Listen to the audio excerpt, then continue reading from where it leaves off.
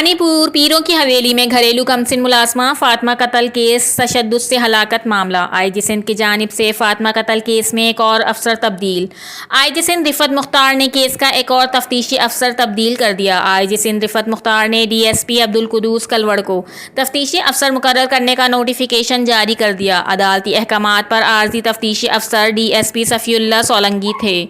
Case کی تفتیش D S P C T D Abdul Quddus Kalhoro کو جانچ افسر مقرر کرنے کے لیے آئی جی سندھ کو خط لکھا تھا D I G Abdul Hameed Khoso D I G Sukkur Abdul Hameed Khoso نے نوشہر و فیروز میں پیر کی حویلی میں زیادتی کا نشانہ بننے والی معصوم بچی فاطمہ کے گھر پہنچ کر ورثہ سے تعزیت کی تعزیت پر بچی کے ورثہ نے ڈی آئی جی سکھر سے کیس کی پولیس تفتیش کے حوالے سے عدم اطمینان کا اظہار کیا۔ رپورٹر شمائلہ منگی، رانی پور، سی سی این نیوز۔